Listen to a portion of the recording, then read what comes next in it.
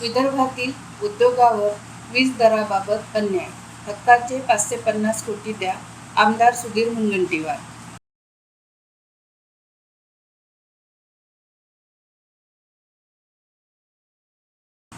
विदर्भातील उद्योग क्षेत्रावर वाढत्या वीज दराचा होत असलेला गंभीर परिणाम तसेच पॉवर इन्सेंटिव्ह योजनेतील बदलामुळे निर्माण झालेल्या अन्यायाचा मुद्दा विधानसभेत प्रभावीपणे उपस्थित करत आमदार सुधीर मुनगंटीवार यांनी शासनाचे लक्ष वेधले.